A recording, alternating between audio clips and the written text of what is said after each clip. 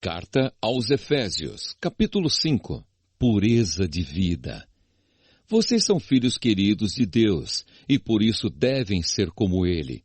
Que a vida de vocês seja dominada pelo amor, assim como Cristo nos amou e deu a sua vida por nós, como uma oferta de perfume agradável e como um sacrifício que agrada a Deus.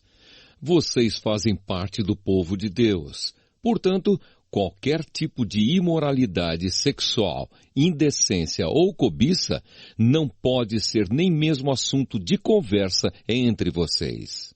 Não usem palavras indecentes, nem digam coisas tolas ou sujas, pois isso não convém a vocês. Pelo contrário, digam palavras de gratidão a Deus. Fiquem certos disto.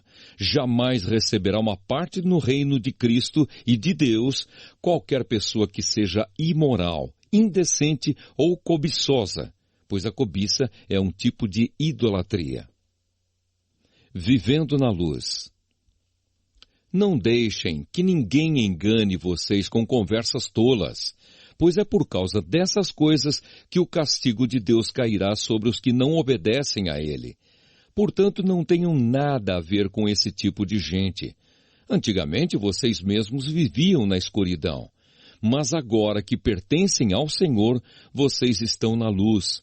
Por isso, vivam como pessoas que pertencem à luz, pois a luz produz uma grande colheita de todo tipo de bondade, honestidade e verdade. Procurem descobrir quais são as coisas que agradam o Senhor. Não participem das coisas sem valor que os outros fazem, coisas que pertencem à escuridão. Pelo contrário, tragam todas essas coisas para a luz, pois é vergonhoso até falar sobre o que essas pessoas fazem em segredo. E quando qualquer coisa é trazida para a luz, então a sua verdadeira natureza é revelada, porque o que é claramente revelado se torna luz. E é por isso que se diz: você que está dormindo, acorde, levante-se da morte e Cristo o iluminará. Portanto, prestem atenção na sua maneira de viver. Não vivam como os ignorantes, mas como os sábios. Os dias em que vivemos são maus. Por isso, aproveitem bem todas as oportunidades que vocês têm. Não hajam como pessoas sem juízo, mas procurem entender o que o Senhor quer que vocês façam. Não se embriaguem, pois a bebida levará vocês à desgraça, mas encham-se do Espírito de Deus. Animem uns aos outros com salmos, hinos e canções espirituais. Cantem de todo o coração hinos e salmos ao Senhor. Em nome do nosso Senhor Jesus Cristo, agradeçam sempre todas as coisas a Deus, o Pai. Esposas e maridos. Sejam obedientes uns aos outros pelo respeito que têm por Cristo.